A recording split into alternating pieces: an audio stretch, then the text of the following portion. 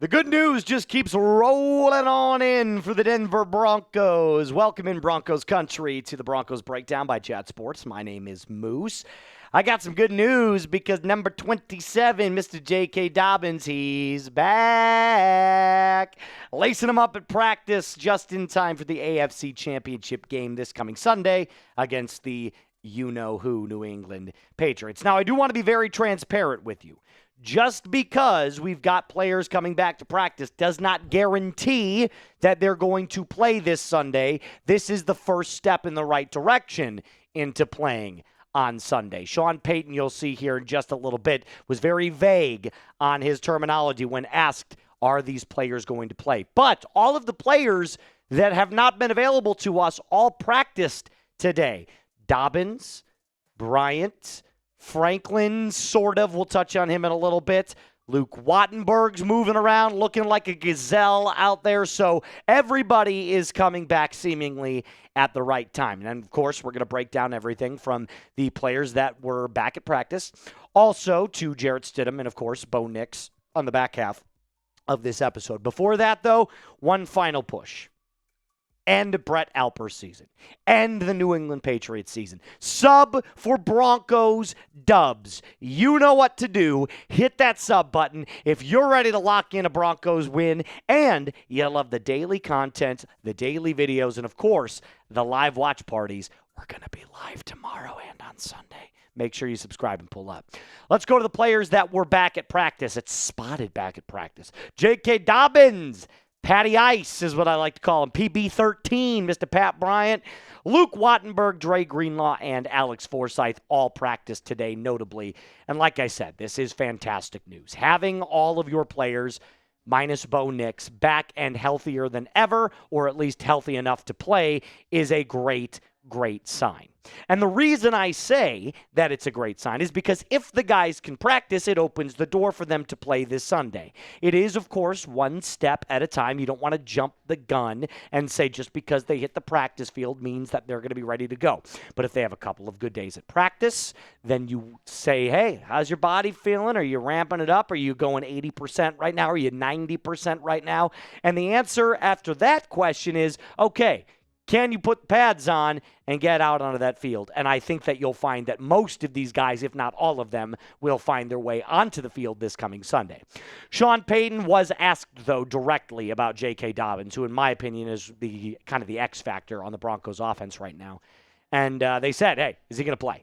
And he said, I won't comment on that. Now, I do believe that this is kind of twofold. First reason I think this is because, of course, like he said, I don't think he knows for sure yet. And the second reason is, do you remember earlier this season when he was talking about Dre Greenlaw and how he was expecting him to play, and then that got pushed back because of different timelines and stuff? He was on our timeline, then he wasn't on our timeline. I think Sean's learned from that, and I think he got a lot of backlash for that, and he's basically saying, okay, look, I'm not going to put anything out there. When I know for sure that he's playing or not playing, I will let you know. But, man, I'm excited. I'm pumped up. I have not been this excited for a Denver Broncos game in quite some time. And I know I said that last week when I was talking about the Bills, and somehow I didn't think that it could get more exciting, and yet it is. And I know if the Broncos win against the New England Patriots, it'll be even more exciting if they make the Super Bowl and then play in the Super Bowl for the first time since 2016. But when talking about the preparation, because I'm not the only one that's excited, Sean and the Broncos are excited. They asked Sean specifically, hey, what's it like prepping for the AFC Championship game? And he said there's nothing like it. Advancing to this position, there is nothing quite like it. When your alarm clock goes off every morning, you're eating faster, you're moving faster, you're thinking clearer because there's work to do. It is exciting. He also said that Jarrett Stidham, a.k.a. Stiddy, a.k.a. a United States citizen, is going to rip it this Sunday. They've got full confidence in Jarrett Stidham. They really do. And I know that Sean Payton views Jarrett Stidham almost kind of like one of the 32 best quarterbacks in the NFL. Oh, wait, because he said that he thinks that Jarrett Stidham is one of the best 32 quarterbacks in the NFL. And look, I'm not here to debate back and forth if Jarrett Stidham is a top 32 guy. We could go back and forth all day about backup quarterbacks. I said in an episode that I made yesterday, I think Stiddy's one of the top 5 backups in the NFL, and I will stand by that claim.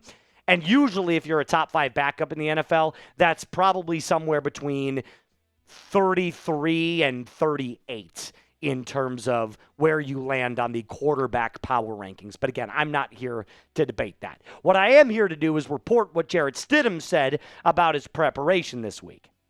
And he said, every single week, not just this week, I have prepped the same as if I was the starter. That is the mentality that I want out of my quarterback. That is the kind of balls that I want to see my backup quarterback, now my starting quarterback, QB1 for the time being, have. And I'll go back to the preseason, which is the last time we saw him lace it up and sling that rock. He was the best preseason quarterback this entire season. It's not close. It is not close. And I will stand by that fact. I will debate that fact with any Patriots fan or any other fan in the entirety of the NFL. If you go back to the preseason, there's not a single QB, including some guys that are starting, that played as well as Stiddy did. Again, it's against third and fourth stringers. I understand that as well. But, not everybody believes in Jarrett Stidham. The Broncos do, but one Patriot player does not. His name is Milton Williams. I talked about him in an earlier episode that I made today. Here's what he said about Jarrett Stidham. I don't know anything about him. I'm not going to lie. We're going to watch some film on him and figure it out. But I know they didn't like him over Bo. So, well, yeah, bro, duh. Bo Nix is borderline a top 10 quarterback in the NFL, and I think he is top 10. I mean, there's going to be other people that don't like Bo nearly as much, but I don't think you can debate now that Bo Nix is right around 7 through 12 in the NFL in terms of where he lands as a starter. So, of course, Jarrett Stidham's not going to be over Bo. And if Bo was playing, you'd have a lot more to be scared about, in my opinion. But I don't want to get too heated right now. We're remaining positive on this episode because there is nothing but good news flowing into Mile High right now. But I will tell you this, if you want to see some spirited debates, if you want to see two dudes, two bros going at it, talking about the Patriots and the Broncos, we're going to be live with Brett Alper tomorrow. So join us at 3:30 p.m. Central Time, 2:30 p.m. Mountain Time, if you want to see us go after Brett Alper and talk to them about this joint preview that we've got going on. I need all the Broncos country to show up and kind of help me out there. Now, coming up next, I would be remiss if we didn't talk about Bo Nix and his message to the team as well as what he put on his social media. And before we do that, though, I got to tell you about my friends over at Prize Picks. I'm hoping the Denver Broncos make the big game because it is right around the corner. And there is no better way to cash in during America's biggest sporting event ever than with Prize Picks, where it is always good to be right. So close out the season the right way with Prize Picks by getting $50 instantly in lineups when you play your first $5. Find your community on Prize Picks, and with the brand new social feeds feature, you can share your Prize Picks with your friends and copy lineups from winners with a singular click. Speaking of those lineups, it's very easy to play. It takes 30 seconds to make one. You pick your player, the more or the less on their stat projections, and then you watch your money multiply. Up to 2,000 times your cash this football season on Prize Picks. So do Uncle Moose a favor. Download the app today. Use code CLNS to get $50 instantly in lineups after you play your first $5 lineup. That's code CLNS to get $50 in lineups after you play your first $5 lineup. Prize Picks. It is good to be right. So I know that this is a very, very small screenshot here, and I'm going to do my best to read this for you. And you know what? I can't read that on screen right now. My eyes have gone terrible. Give me 1 second, and I'm going to pull this up so that I can read it myself for you. Got to pull up Bo's Instagram here really quick as I launch into this. Okay, here we go. I've got Bo's up. Here's what it says, and I quote, "The last few days have been hard to put into words. What started as one of the most exciting games I've ever been a part of, ended with some of the most devastating football news I've ever received. This is not how I imagined the season would end, and I cannot express how much this team and organization means to me and how much I believe in them. I couldn't be more proud of our guys, and I couldn't be more confident in Jarrett Stidham, and I couldn't be more excited for what is coming next. There's a lot else in there, but that's pretty much the entire gist of it. The motivation is there. The motivation, the reasoning, the fire, the passion, and kind of the motive. It's all there. Everything is there to win this football game. So go get it done.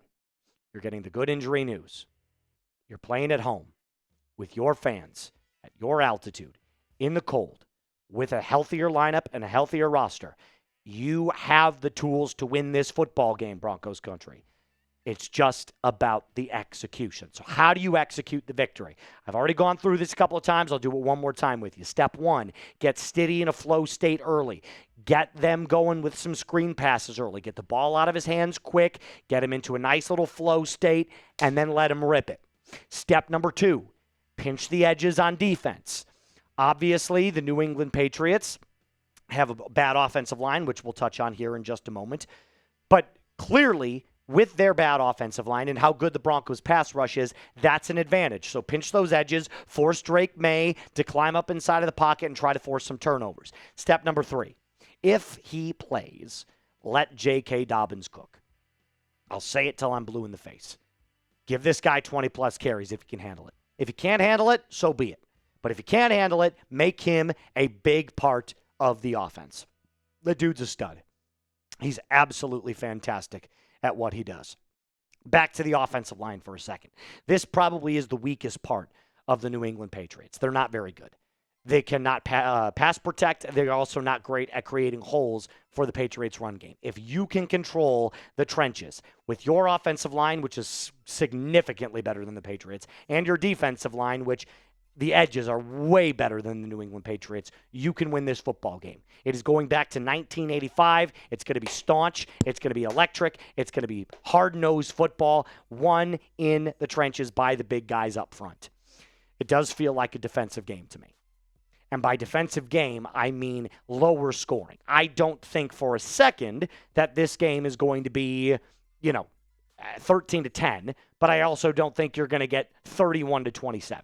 I think it's somewhere between 20 and 17, kind of like what you saw with the Chicago Bears. And another reason for that is the weather. Take a look. 10 to 15 mile an hour winds in Mile High. Kickoff at 24 degrees. Final whistle should be right around 22. With the wind, that is a 15-degree feel. You have some upper hand here. With the altitude, in the cold, use it to your advantage. How excited are you for this game? I am elated. I am fired the F up, Broncos Country. So do me a favor, scale it 1 to 10. It's a 12 for me at this point. Let me know in the comment section down below. One more time before we take on off out of here, pushing to 55,000 subscribers. It would be an unbelievable achievement to get there before Sunday. Not banking on it, but I do know this. If you want the daily updates, you want the live shows, we will have that for you. So do me a favor, smash that sub button. That's all I got for you today. I'll be back tomorrow with more Broncos news and rumors. Until next time, Mile High salute, my friends. Be cool.